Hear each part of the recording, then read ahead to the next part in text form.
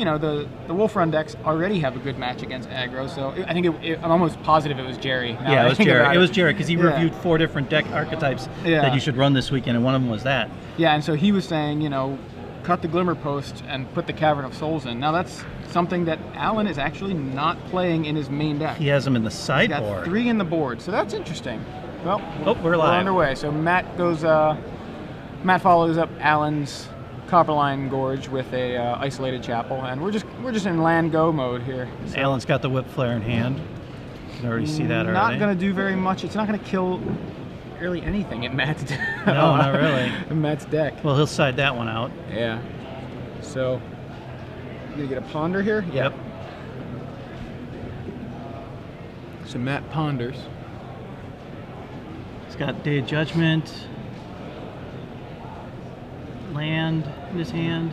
Couldn't quite see, but all right. So Second Whip Flare. Oh, Solemn. Solemn Which will Simulacrum be gets mana leaked. Mana leaked. Yep. Matt very aware now that Alan is on ramp and just trying to slow him down.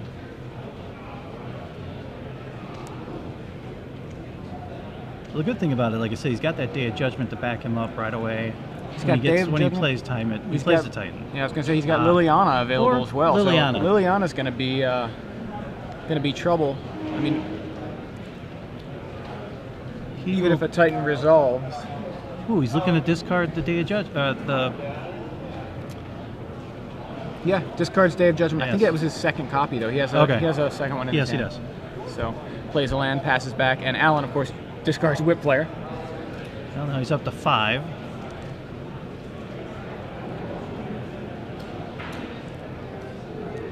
All right, Matt plays his 5th land, and He will make a discard again. yeah, +1 on Elspeth.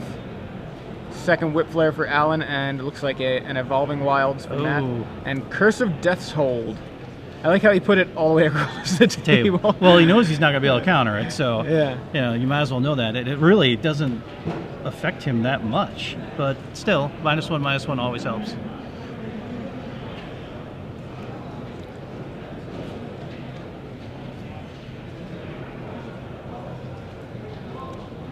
Matt is a very, seems like a very fast control player. I like it. You know, That is not the norm. Oblivion Ring discarded from Matt. Didn't quite see. It looks like, oh, Primeval Titan. So Ooh. Alan discards Primeval Titan. That's interesting. Is he, what is he holding? Has to have been a second Titan. Well, he's got the Bloodline Keeper now in his hand. So Matt looks like he pluses Liliana again. Oh, it's decision time for Alan. He's down to 2 cards now. Yeah. I mean, having to there- discards Inferno Titan. Yep. Wow. But he did draw. Oh, he had another second Primeval in his Primeval hand. Titan. Yeah. Okay. So, And now he also has Inkmoth Nexus to help him. He'll probably pull out the Keswick Wolf Run. yeah, looks like. I don't think that Titan's sticking around for long, but Alan at least gets the lands out of it. Well, you know, he'll be able to attack with Inkmoth next turn and be able to go through, but little does he know that there's a Bloodline Keeper waiting for him. Yeah. Liliana could also ultimate if Matt wanted to. I think. Well, he wanted, I think I just get rid of the Titan. I think he wanted the Day of Judgment. I think he wanted to wipe the board there.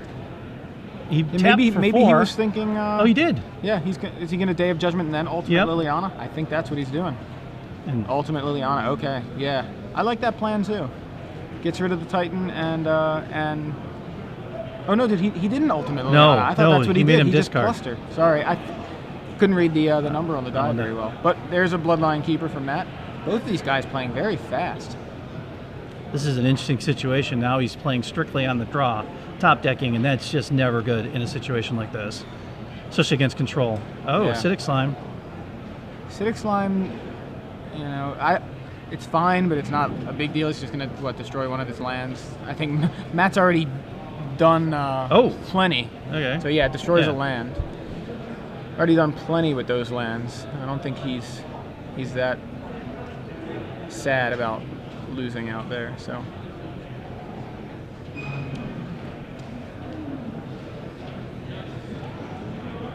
Lingering Souls?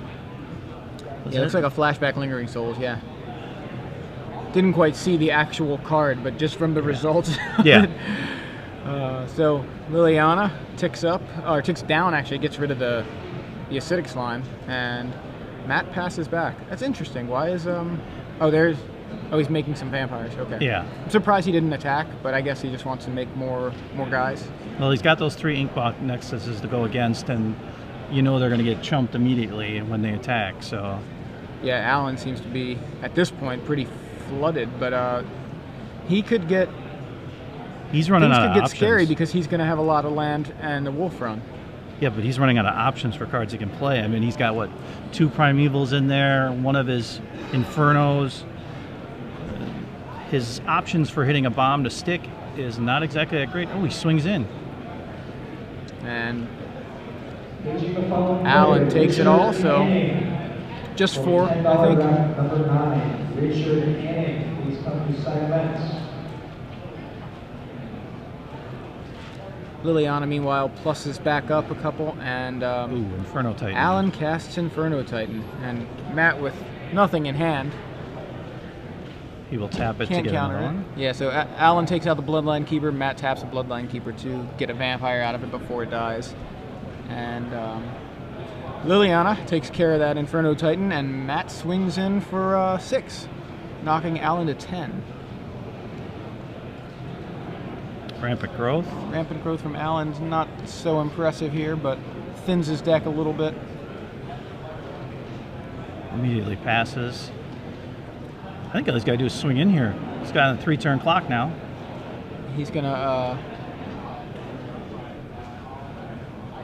He's making sure he can protect himself against being infect. Yeah, exactly. Yeah. Gotta think about this because he's gonna have to absorb some of that, 6, 7, 8, 9. so he doesn't end up taking 10 infect in one hit. Yes. So he swings for 5. Doesn't change the clock any.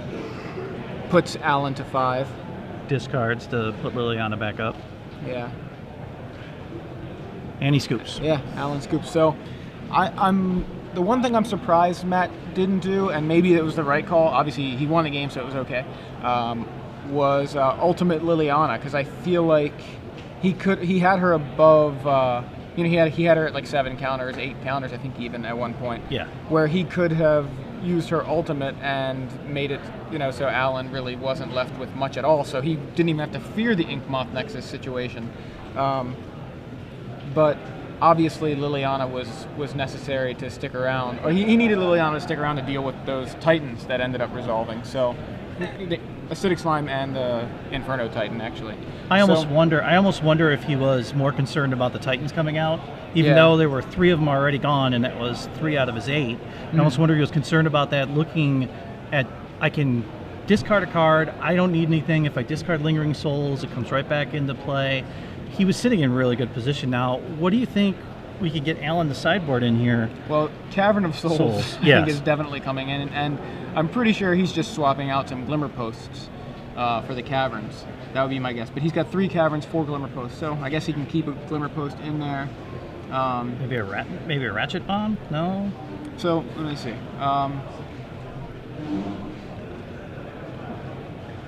Cavern is obviously pretty awesome. He's got a Karn. Yes. Yeah, I think Karn could definitely come in. I think he's... What's up? Oh, it was on the other side of the table. No wonder I forgot about it. I'm not used to seeing that. Oh, well, then he had then he didn't even have to worry about that. He could have just kept going. That Curse of Death's Hold kind of threw me off. It threw me off when he put it on the other side of the table, because to me, what I control is on my side of the table. Yeah. And I completely forgot. Yeah, Curse of Death's Hold was there. Now, what could he bring in? He won't touch the Timely. He might go Celestial Purge, maybe. Sever the Bloodline, maybe. Yeah, I mean, Matt... Maybe Divine Offering. Phantasmal Image, maybe. Matt may bring in a Karn of his own. I think he'd bring in a Phantasmal Image. I think he's got to worry about It's odd. Like it's like he wants to counter the ramp spells, but he also can't lean too heavily on counter spells because of Cavern of Souls. He can expect to see that, even though he didn't see it in game 1. So he may bring in something like Negate for a mana leak. Like he's got 1 Negate main. He could bring in another Negate, maybe bring in a Dissipate, maybe cutting some mana leaks. So not actually increasing the number of counters, but maybe it's more effective than Negate against Alan in this deck, unless he's mana leaking early to get one of his bigger threats out early. Trying to keep like Ramp and Growth from resolving. Green Sun Zenith. It's Jerry said that in his article, I think, as well, where Green Sun Zenith doesn't even seem that great now, because if you've got Cavern of Souls, Cavern does nothing to Green Sun Zenith. And Green Sun Zenith then becomes counterable. You pay 7 for a Primeval Titan, but it just gets countered, where if you just had the Titan there, then I gotta agree. Today when I played, I was running 4 Green Sun Zeniths, and it got countered at least twice, and it's so frustrating because you're thinking, I'm in a position, let's get it. No, I mean, it's a great card, don't get me wrong, I really love it, and it's going to be sad to see that one go too. Yeah, but we're losing a lot of cards in rotation, just the whole Scars block, but I'm totally fine with it because we're also probably losing Titans, and don't say that. Titans. I know we don't know. We don't know that. We don't know, but it's presumably we're losing the Titans. So I think it's safe to assume. So what's the replacement for Titans, in your opinion? I don't know, but I don't want the Titans. I mean, we didn't have something. The Titans didn't replace something else really, so I don't know that we need a replacement for Titans. It looks like we're getting ready here for game 2. I would sort of like to see Baneslayer come back, because Baneslayer was cool. Like, people didn't really complain too much about Baneslayer. It's just a 5/5 lifelink, a very good creature, but not to the point where it's frustrating to play against. Oh, well, at $50 at the time, it was kind of frustrating for us to buy it. I think people were more frustrated with the price than the actual card abilities. And the price of Baneslayer has dropped significantly, even after, well, when the Titans were printed. For the first time, Baneslayer was in that set in was it M11, I guess, right? Yeah, 11. And Baneslayer stopped seeing play and had been printed now twice as much, and so her price dropped, to it's like 15. Yeah, 15, maybe even less. I was going to say like $8, but either way, she's very much more affordable now. And if they print her again, she's now 3 times as many in circulation, and so the price is not going to be a factor, I don't think. I don't know that they would bring her back that quickly, because she did actually just rotate out, in October, I guess. When did she just rotate out this past October? I believe so, but it would be odd to bring her right back. Yeah, it doesn't make any sense. Probably an M14 thing. Yeah, I can see her coming back. She's classic. She's very classic. So, all right, looks like, did both players go to 6, or did just Alan go to 6? I see Alan with 6, but he's got... Okay, so I think just Alan. Couldn't quite count Matt's cards quick enough. All right, Cavern of Souls. Naming probably Giant for the Titans, and Birds of Paradise. Actually, no, he couldn't have cast the Bird if he named that. He had to name Bird. Which would be interesting. Yeah. Rampant Growth. See, that's one of the things about Cavern of Souls, where here you want to play Birds of Paradise and don't have access to green unless you name Bird. Yeah. So the Cavern had to name Bird. Otherwise, that wasn't a legal play. Yeah. Yes, I mean, we're good. It did name Bird. But what did that do? I mean, it got him to cast it, but you understand, it's almost like a waste of a card. Cavern, you want to use that for It's just a forest now. It's basically, because what other birds are in his deck? None. And it's the only one, ironically. So Alan, Rampant Growths. Matt, just an Evolving Wilds. Yeah, and looks like a Think Twice from Matt there at the end of Alan's turn. Both players playing very fast, just like game 1. I really like. I like the peppy play. It makes it easier for us as commentators, because you get to have a lot faster interaction. You can predict things quicker with that. Yeah, so there's a 3 mana for Think Twice flashback, and Matt does have 2 negates, so he did side in a second negate. I like that. Plays a land. Now, Alan, really, he had the turn 1 Bird, the turn 2 Rampant Growth, and can't seem to capitalize on that. No, he's missed his land drop since then. Yeah, he's stuck, and now we see Matt with another. Oh wow, he's got now another land 6 in his hand, and now we know the Curse of Death's Hold is on the correct side. So yes. Well, see, it's on the it's on the wrong side. Wrong side, but for us, we now know it's there. Yeah. So his Inkmoth Nexus are nothing. I knew probably it was there, sided but him I out. forgot last game. I just forgot because it was up there, where kind of off camera. But anyway, that was last game. This is this game. Curse of Death's Hold going to make it very difficult for Alan to activate any Inkmoths. He may have actually sided out Inkmoths in some number. Which wouldn't have been a bad decision. Just because he saw the Curse of Death's Hold last game. But maybe not. Lingering Souls from Matt, front end, and he could back end it here too if he wants. No, he'll wait. Passes back.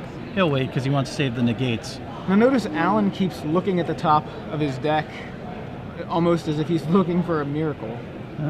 Green Sun Zenith. He does not run any miracles in this deck. He does. Oh, Bonfire of the Dam. That's right. Yeah. So it's funny. It's funny. We're gonna have to get used to players doing that, where pay attention to how they're drawing the first card of their turn. Lingering Souls tokens in for 2. Matt knocks Alan to 18. Plays Isolated Chapel, passes back. So he's got to get to 6 here. Alan really needs to get to 6 now. Surgical Extraction in response after Alan draws, and ouch. What did he target? I guess it was either Green Sun Zenith or Rampant Growth. Oh, he's taking his Green Sun. Yeah, that's what it looks like. So, but boy, he gets to 6. Taking a look at at his hand. Sees Primeval Titan, Inferno Titan, Karn, Zealous Conscript, and Rampant Growth. That is a disgusting, disgusting hand. Yeah, now he'll get to 6, which means he'll have his mana. And if for some reason the Primeval Titan would stick, then he's to Karn. Well, he's going to cast Rampant. He doesn't have a land. No, right? But he will cast it. He'll cast Rampant Growth, and it'll get negated. Oh, yeah, that's right. It will get negated. He's not getting to 6 that easily. Matt now is going to try everything he can do to keep him off 6. There's one already in his graveyard, so he's got only 1 left. Yeah, but that's something, right? So he negated the first Green Sun Zenith. Oh, okay. And then surgically extracted it.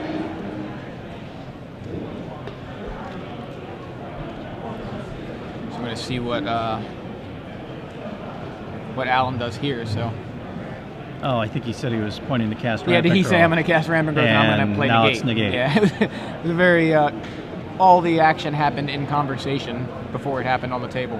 Ooh, Day Judgment. So yeah, Matt untaps, draws. We see he's got a Mana Leak, I believe, in there. Mm-hmm. Although that's not great. Actually, it's fine. It is. Cavern of Souls is aiming birds. Yes. Flashes back Lingering Souls.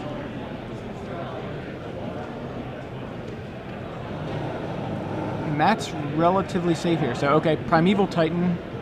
That should be Mana Leaked. I think he's going to Mana Leak it. Because he can't let because him. Otherwise he can get 2 more caverns and make any further Titans uncounterable. Yeah.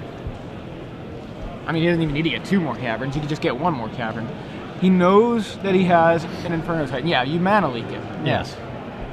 Yeah, he can't get that land. He's available to Karn and all that stuff. You don't want him to have that right now. Yeah, it's way too rough. So, Forbidden Alchemy from Matt. Liliana. Oh, Liliana. That's... I think he has... I assumed he'll dump everything else. One's Lingering Souls, I believe. He's taking a look at his hand here. I think he's got... I thought I saw Think Twice, but... Not quite sure. His hand is just Glacial Fortress. For sure he'll get rid of that. And Day of Judgment. He's keeping Liliana. Yeah. Thinks about it for a sec, keeps the Liliana. Swing for 4, knocks Alan to 12. He's got a 4-turn clock here, but he's in it flashes back Lingering Soul, so that was one of the cards. So that now puts him up to 6. Now Liliana comes out. Yeah, I don't know if Alan sided out the Whip Flares or not, but boy, he could use one right now. Or a Bonfire of the Damned, which would be really nice. And obviously he did not get that. He's got a Zealous Conscripts. He's got, and oh yes, that's what he was discarding from Liliana. Yeah, so Liliana goes up to 4. Matt discards a Glacial Fortress. Alan discards Zealous Conscripts, and Alan now goes with Primeval Titan number 2. It'll stick. It'll stick. Matt not, very much expecting that because he saw it in his hand. Now we know that there's an Inferno Titan still in Alan's hand, along with a Karn, and don't know what the third card is. Cavern of Souls. So he gets Cavern and Glimmer Post. Glimmer Post. He did keep one of the Glimmer Posts. What we haven't seen yet is an Inkmoth Nexus. So he might have sided those out because of the Curse of Death's Hold. So yeah, that's good to keep in mind that those Titans are only 5/5s. Well, that Titan is only a 5/5 anyway.